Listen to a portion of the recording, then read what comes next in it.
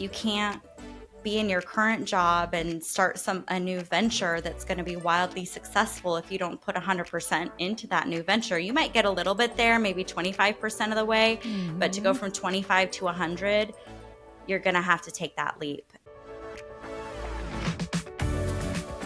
Introducing The Vixen Voice, a podcast for ambitious women entrepreneurs ready to move into their feminine essence, live their truth, and unlock their full potential.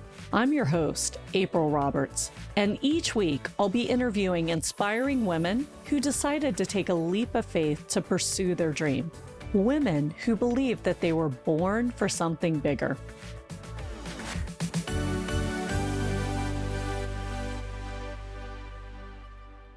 Hey there, just popping in quickly. It's April Roberts, and I wanted to thank you for being a loyal listener of the Vixen Voice. It means so much to me. And because of that, we're going to be popping in these little announcements because I want you to be the first to know what's going on at the Vixen Gathering. So if you haven't done so yet, click the link below and check out the Vixen Founders Collective. The members who are already in are raving, and we would love to have you join us in the ultimate business consulting, networking, and personal growth community for Gen X female founders. See you there. Hi, and welcome back to another episode of the Vixen Voice. Today, my guest is Melissa Al-Rifai. She is an accomplished mortgage professional and branch manager at Bell Bank Mortgage right here in Nashville, even though she leads a big team. And the cool part is she's very involved in the mortgage industry, even serving on the Nashville Mortgage Bankers Association.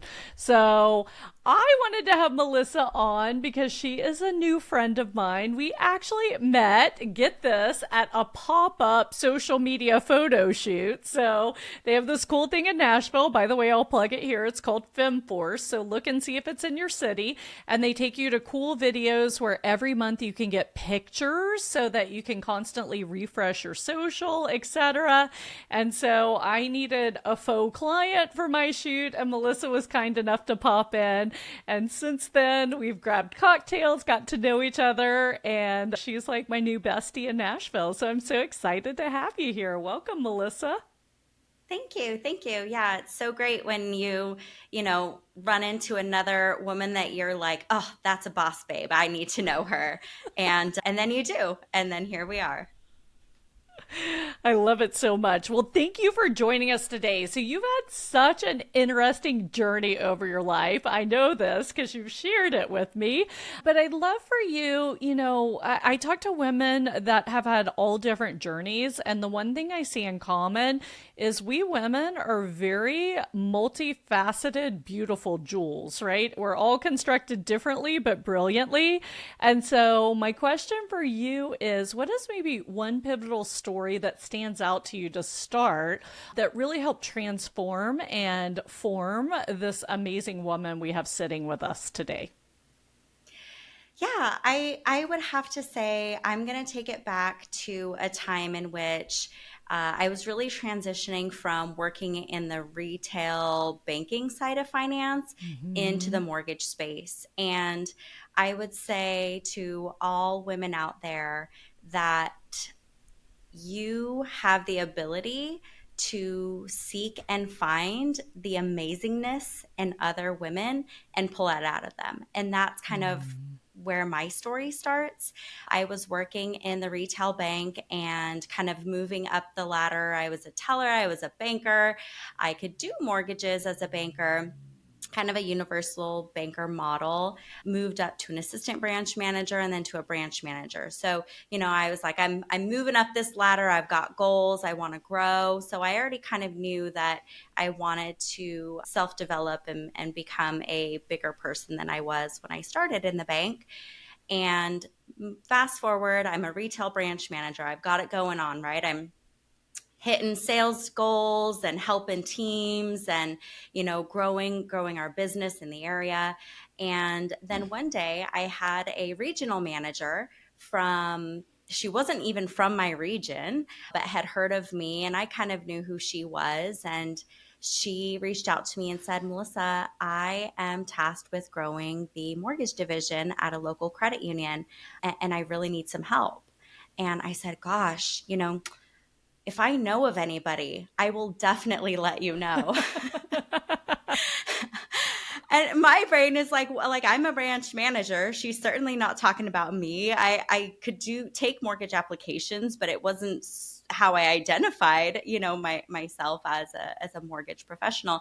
And so she says, no, Melissa, I'm talking about you. And I was like, what? And so we got together, we had lunch, and we talked about what that would look like. And it was incredible because it's a very, very scary thing to kind of Mhm. pivot, especially when you feel like you're on a career path, on a growth path, and you think you kind of know where you're already going. And then an opportunity knocks, and it's scary. And, it's just, you're not really sure what to do. But when you have somebody behind you that is so inspirational, that really sees something in you and says, Mhm. you're going to be really amazing at this, and I really want you on my team, or I can show you how to do it, or just even Yeah. gives the advice of like, go for it. Maybe somebody's not directly knocking on your door and saying, I need you to do this with me. Maybe somebody is just saying, you know what? I think you should take that opportunity.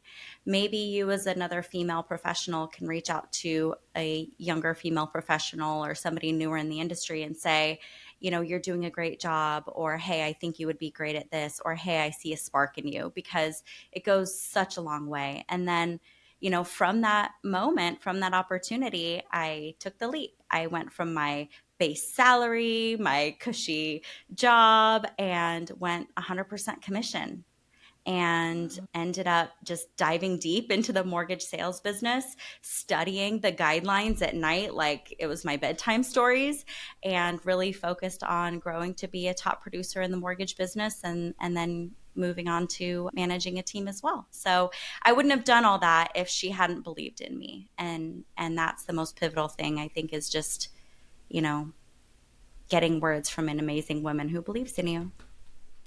I love that so much. And I love that you pointed out, because when we were chatting before and getting to know each other, I hadn't made that connection, because it's so true, going from the salaried position to the full commission, right? Which is very much like leaving your 6-figure corporate job and starting your own business, or taking, I share with a lot of my clients are still in corporate, they have nice salaries, they have their side passion project. And it's like, it's not likely that the passion project's going to get up to the level of their salary before they can make the leap, because otherwise you have 2 full-time jobs, right? More plus a family.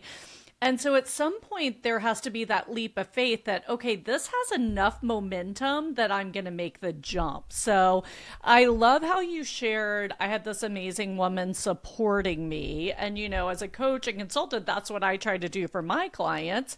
But, like, what else played into making that decision? Because that is a big leap to go, because we women like security. We like getting that paycheck, right? We like money in our bank. We like saving money. We like buying things. We like supporting our family. So, like, what else went on in your mind, your heart, or your emotions when you were making that transition?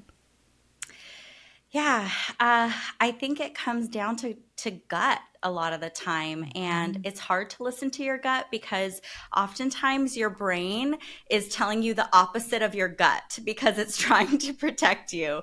So sometimes you're not really sure what that right thing is, and it was a very, very tough decision for me, especially, Mhm. I'm married, I have children, I had very young children at the time, and you know, we heavily rely on my income. We're Mhm. definitely a two income household. And I definitely, have worked really hard to provide a lot of financial security to my family. So thinking about what that transition was looking like was scary. And I really broke it down to the numbers. So, number one, I felt Mhm. a little something in my gut, like, Melissa, that something's drawing you to this. So don't Right. ignore that.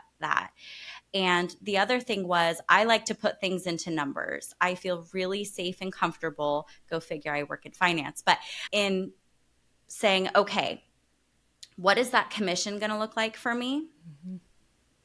How many do I need to do every month to manage my bills, right? Okay, here's what my bills are.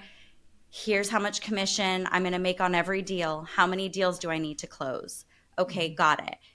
Do I think I can close that many deals? How many calls do I need to make? How many touch Mm-hmm. points do I need to do? And you're right, you can't be great at both. You can't be in your current job and start a new venture that's going to be wildly successful if you don't put 100% into that new venture. You might get a little bit there, maybe 25% of the way, but to go Mm-hmm. from 25 to 100, you're going to have to take that leap. And I would say go with your gut, number one, and put everything down in numbers to make yourself feel like, you know what?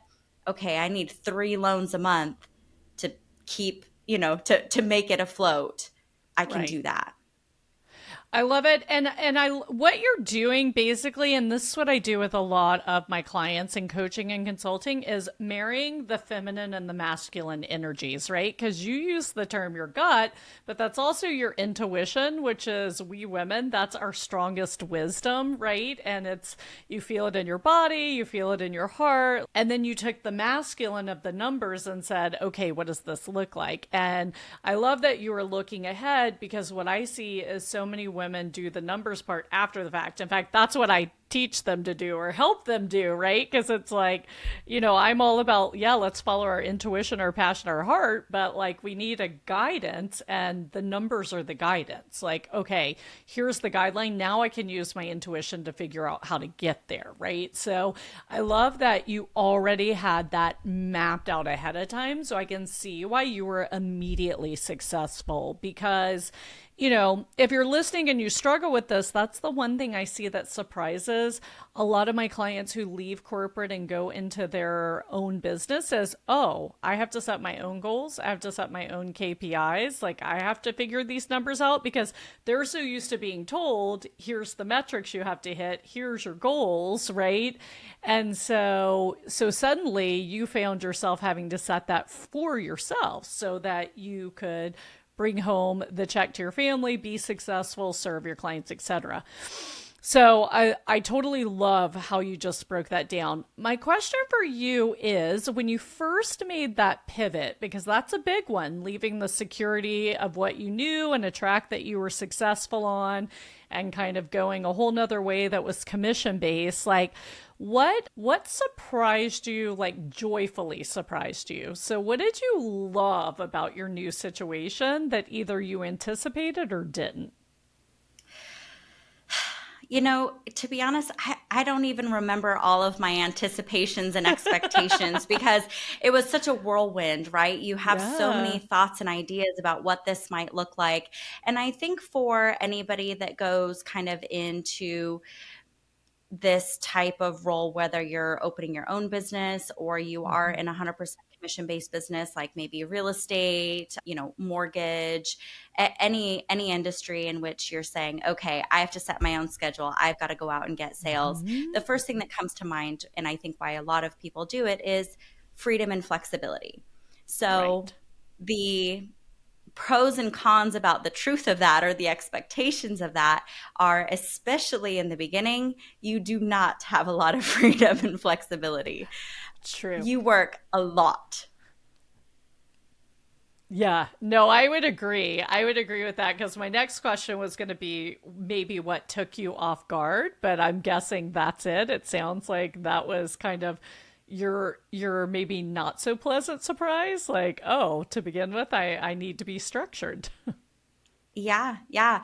Well, and the nice thing is though, is once you start to establish your routines, you start to Mm-hmm. establish your client base, you start to establish, your business is coming in on a regular basis, you know how to get it, you kind of get this flow down. You can start to Mm-hmm. set boundaries, and then that's when you start to get some of that freedom. I would say, like, as a loan officer, or if somebody is getting into real estate, you know, at first, you're going to take every client. You're going to answer your phone at midnight if they want you to. You're going to jump when they say jump because you don't have any clients. You're building those clients. Mhm. You're building that trust. So, yeah, you spend a lot of hours, doing that and doing the work. As you become more established in your professional business, you can start to set boundaries and say, hey, Mr. and Mrs. Client, maybe they're a repeat client or a referral. I love working with you. I'm going to take the best care of your clients.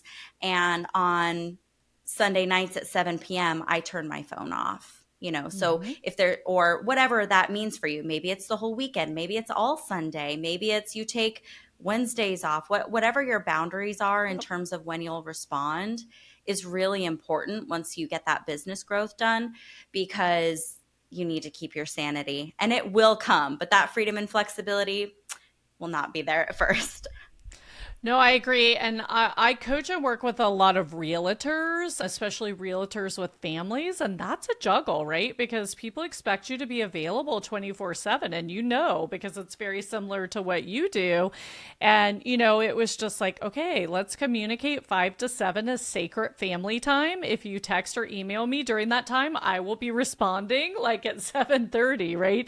So I think a lot of times it's just setting expectations so that your clients or customers know what to expect so that you can be there. That's exactly right. And I like the point that, don't be surprised because I want to touch on, I love how you said, you have freedom to set your schedule and your goals. So the great part of owning your own business or being commission based is you technically have uncapped income, right? Like, so this is the lore. And then so many women are wanting to own their own business for that freedom of time, freedom of relationships, like time to give back to themselves. And you're right at the beginning, you may not feel you have that, but that's why I work with so many of my clients to let's get you in a structure from the beginning. Like a lot of times structure gives you freedom because, right now I'm doing this podcast with you. I'm not thinking about emails. I'm not thinking about coaching clients. Like it helps me keep my sanity because I'm like, oh, I just have to talk to Melissa and we have to have a valuable conversation for our audience. Like that's all I have to worry about right now. And, if you don't have that structure, you have your 10 things on your to do list, like open tabs in your brain. So I do agree. I do think you have to be very structured. And I do think you can still put limits at the beginning. I know it's scary at the beginning and we're hungry and we have scarcity mentality and we think if we don't answer when the client calls, we're not going to be there. But I do think the sooner, especially when it's your own business, you set those boundaries, the better. Because, same when I started my financial practice, it's like, okay, if you walked in the door and you could fog a mirror and you wanted to invest with me and I thought I could help you, great, let's go. And then later you start understanding, okay, here are the clients I help best, right? And you start structuring. But the challenge is you still have these beginning clients if it's your business with ongoing service that you have to service. And they're probably not the model client for the structure of your business now, which, you can solve in multiple ways, like selling off that book of business, referring them to other people. Like it's not that you have to keep it, but I do encourage people like the sooner you can, and you have no idea to begin with. Most businesses have no idea who their ideal client is day one. Would you agree with that, Melissa? Because you don't know enough about the business, right? Yeah, absolutely. And I was going to say that that's a perfect, honestly, example, like, and Mm-hmm. not to plug you, but this to plug you. I mean, that exactly what you're talking about is the value of what you bring to people is that Mm-hmm. if I was working with somebody like you before, I would Yeah. have gotten there a lot faster because you can help somebody identify, okay, here's the boundaries that you should be setting. Here's the clientele you want to be working with, and working that like working Mm-hmm. smarter, not harder mentality, Yes. because if you have a coach to teach you, like, this is who you should look for, this is who, identify who you are, who your Mm-hmm. ideal client is, and go after them specifically, you're going to save yourself a lot of time and headache, instead of spinning your wheels and taking Yeah. so long to find that out. So you're 100% right. Well, I think as an entrepreneur, and I know you work for the bank, but I consider you an entrepreneur because you're commission based. Like you're totally in control of your schedule, the money you bring home to your family. And, I'm sure other listeners, you don't technically own your own business, but you're basically an entrepreneur because you're in control of your destiny, right?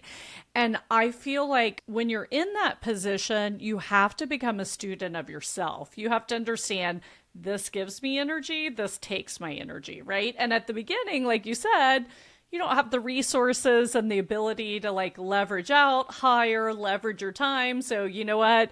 You kind of suck it up and do it all, but like keep those notes and say, okay, when I can hire someone, here's the stuff I'm getting off my plate, right? And I'm going to be organized and document because I was thinking back when you said at the beginning, I love how you say when you get into the routine and the flow, you can set boundaries because I really feel the more you understand your energy at the beginning, the better. Because it's not just how many hours in the day are there, it's how many hours can I be productive and not lose my crap at dinner with my family at the end of the day, right? Because that's what happens when our Yeah. emotional tank is empty. Like we get triggered, we're not the woman we want to be, right? So if we can be like, okay, in reality, here's my energetic capacity, and we can stick to that, then we're like serving everyone in our lives, our clients, our family, ourselves better. So I'd love to hear. I know you're huge into personal development. So,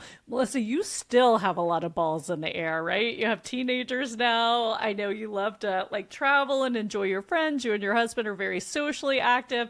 You're on board, you have your business. So, what do you do for yourself? Like, how do you balance your energy? Because, I mean, what I loved about you is like you are who you are. I don't feel like you're very apologetic at all. And I love that. So, like, how do you maintain, hey, this is Melissa? I have all these balls in the air.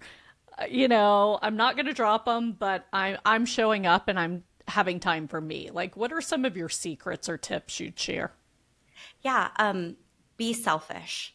Yes, I love it. And honestly, we are so I think it's part of our paradigm. We're so ingrained, especially as females, to continue to give. And I love being Yes. a nurturer. I come from a family of nurses and doctors, like very nurturing, personalities, and that's really important, and if that's part of your identity, that's amazing. But there's so much more to you than just being a Mhm. nurturer and helping take care of everybody. So be a little selfish. And, if that means that you go and get your nails done, or maybe you take a bath, or maybe you get a massage. I was talking to my husband recently, and I was like, oh, something the chiropractor, and he was like, and I'm sorry if any of y'all are chiropractors. This is my husband's opinion, not mine. He's like, oh, don't stop. You should stop going to the chiropractor. It's a waste of your time. They just help you if you had a car accident or whatever. But I go every 2 weeks and get an Mhm. adjustment. And I'm like, I don't really know if it's working or not working. But in my head, it feels like it's a self-care thing. I'm like, no, I'm at a computer all day. I'm on my phone, Yeah. right? Like, no, I go every 2 weeks and I get my chiropractic adjustment, and that feels like a self-care thing to me. I schedule time in the mornings before my kids get up to do journaling and reading, because once Mm. my kids are up and my day starts going, there's not really much time for me, before I go to bed. So I Yeah. know that I have to stick that in early in the morning, scheduling my chiropractic appointments. You know how I get those done? When I go to the appointment, my chiropractor says, when's the next time you're coming in? And once it's on my Exactly. calendar, it happens. So be selfish, put it on your calendar. I that is a phenomenal tip what you just shared because I get my new thing is weekly Brazilian lymphatic massages and they're actually down in your neck of the woods, so it's like a 30-minute drive for me. So it's 30 minutes there, 45 minutes home because of traffic, because I do it in the afternoon. But I actually love it because the 30 minutes there, I'll like call my mom or my niece or someone I don't have time to talk to, right?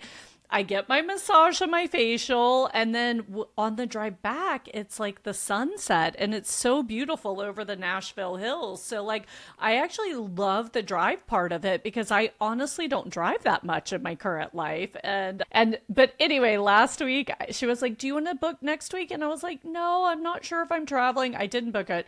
Sure enough, it's been 2 freaking weeks, and it's like, just to book it. And if you have to change it, change it. So, I mean, it sounds so small, but that little tip is so important because if you do it when you're there, you're going to keep it on the calendar because once it comes off, like, you're not going to get it back on. So, I love that simple hack. It's super true.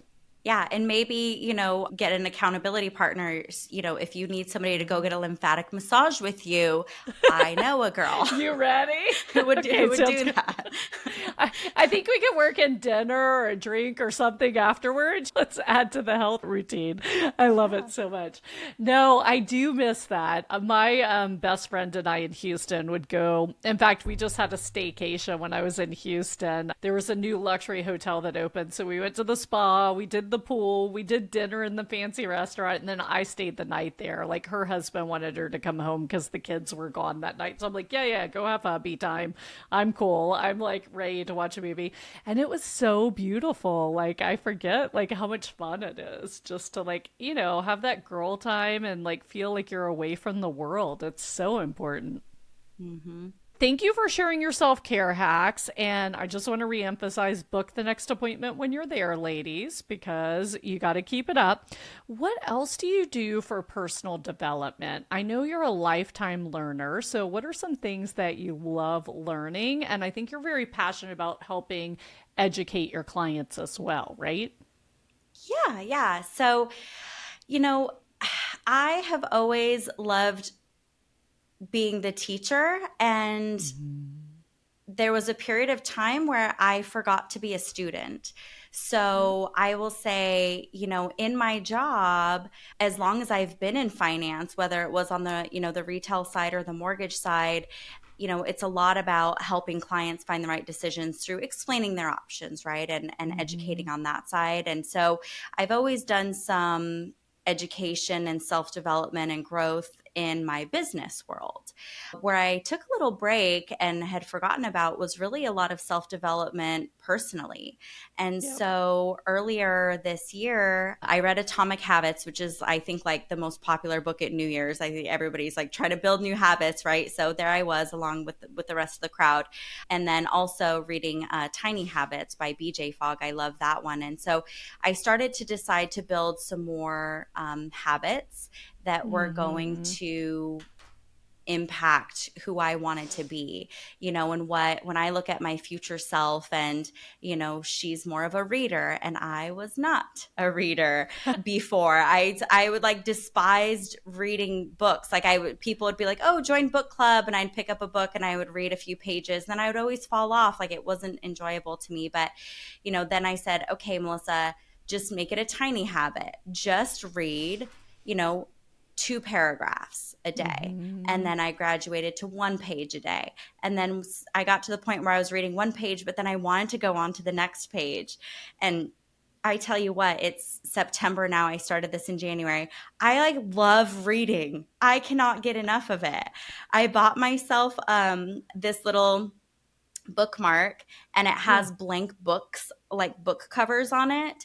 And every time I read a book this year, I write down the name of the book that I finish on my little bookmark. So I get to Love it. celebrate, like, oh my gosh, when I finished my first book front to back, and I'm telling you, it had been a few years. I don't even want to say. Like, I hear you. if it wasn't the Fannie Mae guidebook or some compliance thing for work, right? Like, I wasn't reading books for me. And Yeah. so when I wrote down that first book, I was like, I celebrated. Like, I was like, "Woo, yeah, you're a badass. You're a reader." And try to get myself to start believing and self-identifying with somebody who loves to read. And I'll be Yeah. damned, that works. I love it. And I think getting back in touch and admitting I hadn't done this for years because this quarter, one of my goals was to start painting again.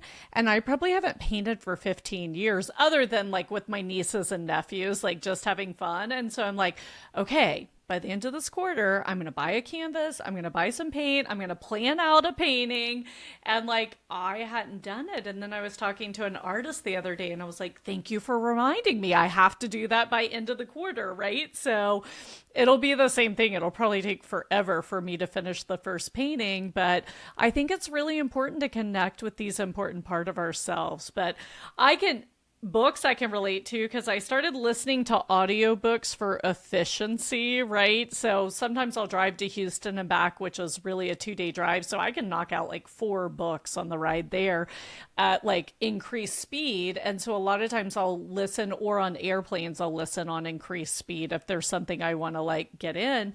And I was like, I don't remember the last time I read a book. So I've had a book sitting on my sofa. This is so sad, for this entire week because I'm like, I'm not going to watch TV tonight. I'm going to read that book, and I haven't yet. So I'm going to make myself tonight. I'm going to learn from you. I'm not going to make myself. I'm going Start to small. choose to read a page. I'm just going to crack it open and read the first page. So thank you. So let's kind of dig into, I know you had to pivot with the market. So you obviously pivoted going from banking to mortgages. And we know the mortgage industry has been challenged. I actually, the top mortgage broker in the country, I was in a mastermind with him.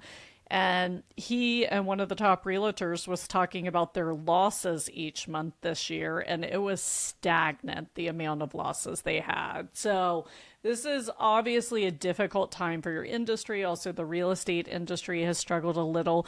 So what pivots have y'all made, even shift in mindset, or to make it through this, or to be successful? Because I think there's always opportunity in crisis, and the successful people take it. Yeah, yeah. Well, and everything I think that comes at you in terms of whatever's happening in the economy or Mm-hmm. your client base. I mean, this is true for anybody in any business. What's going on in the world around you can have an effect on your business, Yeah. and most oftentimes does. Mm-hmm. And it's a matter of kind of how quick are you going to bounce back, Yep. when those types of things happen, as well as how well were you prepared for those things. So Mm-hmm. I will say I was a little bit crazy and maybe a little bit overambitious, but in 2020 and 2021, our world was crazy because interest Yeah. rates were like 2 and 3% on mortgages. I was, talk about not holding your boundaries. I was like, my phone was ringing off the hook. People wanted to refinance, people wanted to buy. It was a mad time. The nice thing about being a mad time in the mortgage industry meant, we were making some decent paychecks. Yeah. It wasn't a bad time to be a mortgage loan officer when rates were that low and your phone was ringing off the hook. So, unfortunately, what happened to a lot of loan officers, especially if they hadn't been in the business very long, is number one, maybe they weren't prepared to handle that amount of business. And so their Mm-hmm. relationships faltered Mm-hmm. because they weren't paying attention to their relationships because they were too busy with what they were being faced with in the market. Yeah. And maybe number two, they had a lot of money coming in, so they were spending a lot of money, maybe not saving a lot of that money. You saw a lot of loan officers buying more expensive cars and more expensive houses. Okay, Mm-hmm. well, 2 years, was great. But what happens when the market shifts? And the market always Mm-hmm. shifts, and it sure did. And a lot of loan officers got out of the business because they weren't prepared, to have a down year. So that was something that luckily I had a great mentor who, had been through a major cycle in the past. I got into mortgages, just around like 2010. And so that was kind of after the crash, and he had been in before the crash. And he was like, Mm-hmm. okay, I've seen this. I've made a lot of money and then ended up Yes. not making a lot of money. So, I had always kind of steadily grown my business, and this one, was the biggest market that I had seen.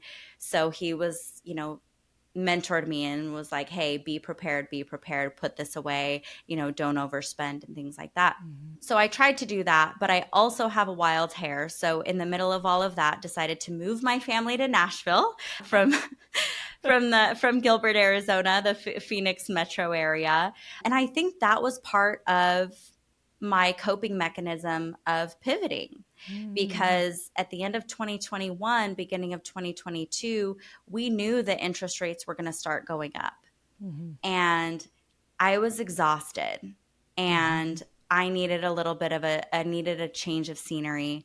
I needed some trees. I needed a different pace that Tennessee offered from where I was in Arizona. And Mm-hmm. so, I prepared my family and spoke to them and said, let's make a move. And then I had to start my business all over in Tennessee. Yeah. So perhaps, maybe I'm a glutton for punishment. I don't know. Maybe I just have the thrill of the chase. I still work with all of my clients in Arizona, but Love building it. that new business here was a huge pivot. And I I would say again, it just comes down to like intuition. I'm gonna stop saying Yep. gut now because that's the masculine. It's my intuition. Whatever.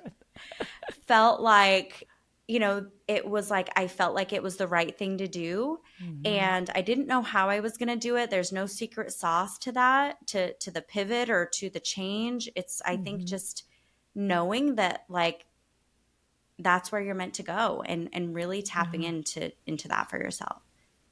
Yeah, I love that. And one thing I've talked about this on the podcast before, but I actually saw a video from Leela Hermosi talking about the first year of business, how like, you know, your foundation's gone. And I mean, like you, I moved to Nashville. I also had just gotten out of a relationship and I was selling a business and starting a new business.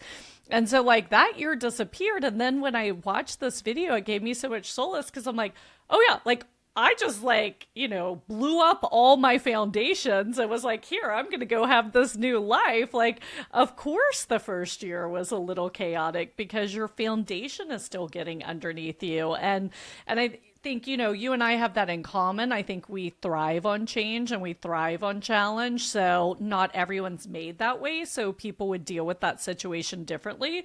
But, if you're listening and you're going through any transition in life, be it divorce, be it a new business, moving cities, I mean, that really is the most stressful thing to we human beings, like much more than grief, etc., is this change of your routine is very stressful. And so take that time, go to the chiropractor, get the massage, like give yourself grace and just understand, okay, I'm setting my watch, I have a year, and then, we're going to be good. I literally remember I was like, I'm going to give myself a year to do whatever the heck I want. And honestly, I spent too much money. I didn't work on my business enough. I went to Europe for a month. Like I did. And then I was like, okay, the year's done. Time to buckle up and like take it seriously now. And everything was fine. And, I had the freedom and luxury to do that. But I do think putting that deadline in or understanding, okay, it's going to take a year. It's going to take so much time for me to really get my feet back on the ground, and just either riding it, accepting it, or giving yourself grace is incredibly important. Oh my gosh, so much so. And I Yeah. have to be reminded all the time about, I don't give myself enough time. I think sometimes I don't give myself enough Mm-hmm. grace. Same. And, then I'll be hard on myself when the reality is, if you say, okay, I'm going to hit my top numbers in 3 months, like, okay, in reality, with all that's going on that you don't even realize is like your world is being uprooted and you're not Yeah. acknowledging that and honoring that by pushing yourself, just give yourself grace because the reality is it'll probably take you 6 months, not 3 months, or, Yeah. whatever that is. So just, you're doing great. Don't, don't get yourself down if you're not hitting everything that you think that you were going to hit right away because you are, you didn't account for the fact that you're going through a change. It's a big deal and it Yeah. does affect you. Yeah, and still value the journey because last year I remember we were sitting because I have a business coach too, and we were sitting down and reflecting on the year. I was like, okay, we're nowhere near where I thought the business would be the first year because yeah, I set the goals. I was like, but wow, look at everything I learned in 1 year. I went into a completely new industry, and now people come to me for expertise on the industry because I just like immersed myself and became a student again. And yeah, I paid for this mastermind and to coach with this top person in the industry. And, I think a lot of times that's what people don't understand when you're hiring a coach or a consultant or a mentor. It's really so they can compress your learning curve, right? Because they've done it themselves. You want them to have live the reality you're going through, because then they can really, I call it tuition. So tuition's the money you spent for the knowledge, the time you spent, the energy, the sacrifices away from everything else. This is like your tuition you're paying to get where you want to go. So when you find this amazing woman who said, hey, come with me for you, or if you hire a coach or consultant or a mentor, that's their job to compress that tuition period for you. And so make sure you're getting that. I don't know how to say it better, but that's really what you should be paying someone to help you with. 100%. Yeah. I mean, you've got to invest in yourself. You can go it Mm-hmm. alone, but why would you? Yeah. You're going to get there so much faster, and it's going to save you so much time and money and energy and headache, in the end, to just get that support to help you in those areas that sometimes you don't even realize you need. But then you talk Yeah. then you talk to your coach and you're like, oh my gosh, you're so right. I love it. And, look around at the people you surround yourself with during these periods, too. I've moved so much in my life, and thank goodness I still have great friends that I never see, that, I won't see them for 10 years and we see each other. And it's it's just like yesterday that we saw each other. But, hold on to the valuable relationships, but understand that they serve a purpose, and you might need new friendships or new relationships for your new part of life. It doesn't mean that you have to ditch all your old friends, but I read a post recently and it was like, quit calling everyone your friend. It's okay to say my peer, my teammate. Not everyone's your friend, right? Everybody has different categories of the value they bring to your life. And I think the more honest we are about that, the better, because I don't know if you've experienced it, but I've seen a lot of guilt with women feeling like they're ignoring relationships. And in reality, they've outgrown the relationship, or they've moved on to another part of their life. So it's like you can still honor that relationship and see each other sometimes, but find great new friends. I met you, and first time we chatted, it was like blah blah blah blah blah, right? And it's just like, oh, okay, this is my girl. Cool. I like this.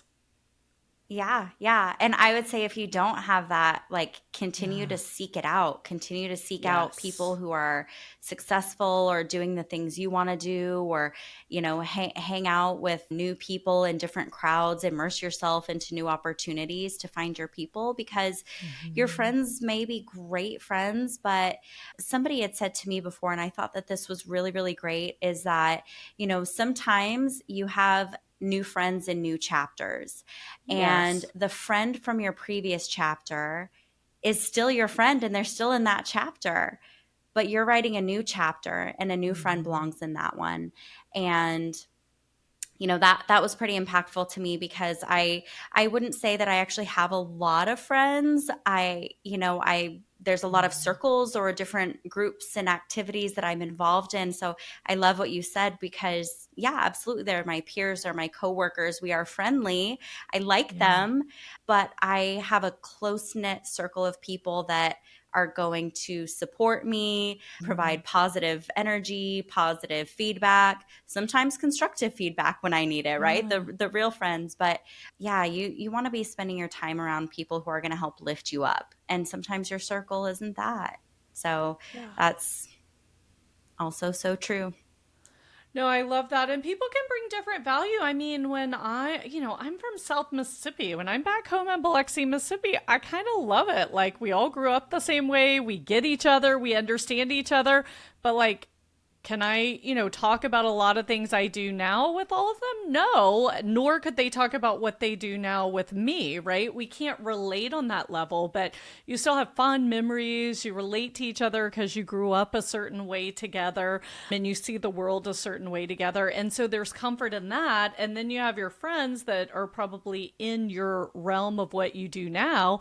And that's the person who can almost read your mind. And when you have a problem, you're like, oh, can I think this out with you? And let's chat. And yeah, I love that. And this has been a theme lately, the importance of friendship, because I've made some new girlfriends through masterminds too. And I was like, hey, can we get together virtually once a month? Because they live all over, like have a glass of wine or coffee. And like we just end up laughing. I mean, we start by talking about issues with our business or challenges we're having or our goals. And by the end, we're just like rolling laughing because you have to remember not to take yourself too freaking seriously, right? Like just have fun.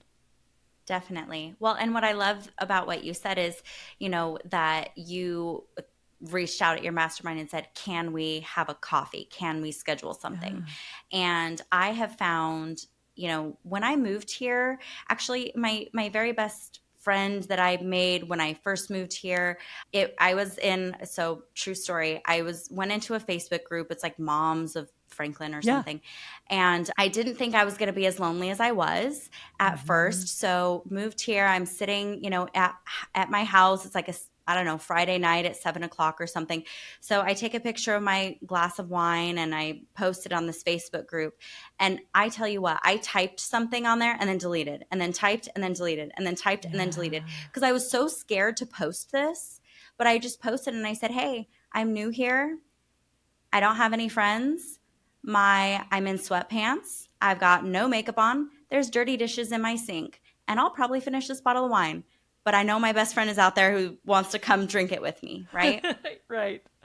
No, and two girls showed up at my house and they stayed for three Love it. hours. And then we've been on girls trips the last 3 years. We became great, great friends because I put myself out there. I was Mm. so scared to post that. I kept deleting it. I was like, I don't want to know, what if people judge? What if? Yeah. And then I put myself out there and made incredible friends. But you have to put yourself out there Mm-hmm. and you have to keep having friendships is like a job too. You have to Yes. keep following up. You have to keep booking those nights out.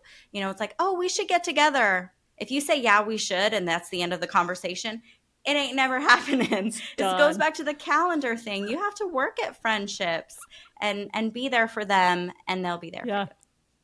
Yeah, and get it on the calendar. It's so funny when I first moved to Nashville. Yeah, my best friend and I did a couple of happy hours via Zoom because she was like, I just miss you. I was like, I know, let's just hop on and chit chat because she actually is a client and does coaching with me and different things. Like she's in some of my women's group, but like you want to have your separate friend time. Like I think that's also really important if you do work with people who are friends. Like I've gotten to where I'm like, okay, because what happens is when you love what you do, a lot of your clients become some of your best friends, right? So at least that's happened for me in my business. Me. So I'm like, Yeah. okay, when you need coaching or consulting, you DM me in Circle, which is our membership.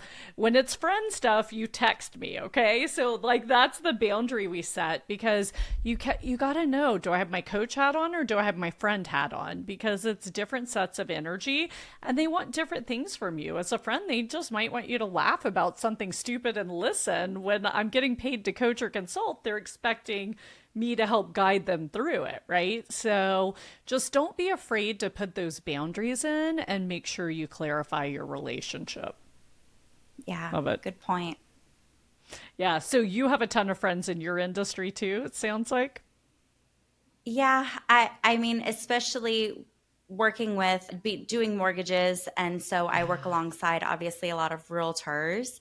So, Mm, but then, you end up sitting at an open house with them for 4 hours on a Saturday. So, what love do you have it. to do but to just catch up and, talk about nonsense, and the next thing when as you're having calls and, working with clients, and next thing you know, I mean, I just, talking about traveling, I was just in Amsterdam I went to the wedding of a realtor. So cool. She Yeah. became one of my very best friends. And, so now I find myself traveling across the country, to just go celebrate her love and, see that journey of love that I was a part of. Yes, we have our work relationship, but then it moved beyond that and we became personal friends. And I have that story with so many other people that I met through my business. And you're absolutely right. When we talk about business, we talk about business. And then Yeah. when we're not working on the business, we're out just having a blast. Mm-hmm. I love it. Oh my gosh, Melissa, I can't believe we're like out of time. It was so fun chatting with you. I didn't know we'd go so deep in friendships, but it's an important conversation. So thanks for coming along the ride with me. Yeah, thank you. It was so much Awesome. fun. I love it. So, before we wrap up, at the Vixen Gathering, I really like to encourage women to tap into their feminine energy. We have to balance our feminine and masculine, but so many times we get caught up in the masculine part of getting stuff done for the business that we lose that feminine essence. And I shared with you when we met, I love like you're very grounded in your feminine. So, I'm curious, when do you feel your feminine energy flowing the most? Like, is it when you're with your kids, your husband, working, doing something for yourself? Like, when do you feel the energy flow the most? Oh, that's a great question. I think that it's a balance that I've always tried to focus on because even before I got into finance, believe it or not, I worked at an auto body shop. It's like, I don't know, I've always been attracted to these more male dominated industries or where there's more Same. men than women. And, so I've always worked to say, how do I present myself as a member of, I don't want to say the masculine Mm-hmm. energy in the career types that I've chosen, right? But I need to show up as a Mm-hmm. professional, a Right. knowledgeable professional who knows her numbers and is strategic and organized and all of those things. And then at the same time, use my feminine energy to change it up a little bit, right? To bring Yes. something softer to the finance world, even to the auto body shop. So when I go and I present to people, it's like, okay, here's your mortgage numbers, right? Like, here's your finance, here's what I think Mm-hmm. is important to you. But it's like, tell me about your dreams. Tell me Mm-hmm. about, what your goals are. Let's talk about what's important to you. Let's talk about how do these numbers make you feel. I was talking to a client and I Mm-hmm. said, okay, this is what I'm going to do. You're going to apply here. How does that sound? Right. Yeah. And I think that that's where a lot of my feminine energy comes in is actually in my business, where I'm able to take the mom, the sister, the daughter, the friend, the wife, those softer sides of me and bring it Mm-hmm. into my job, into the finance world to make a difference for people. I love it. That's beautiful. Thank you for sharing that. And what color is your feminine energy? Ooh, I don't know, but I'm gonna say purple if I had to guess. I don't even know. I say mine's magenta with more purple than pink. So that's how I describe mine. Love it.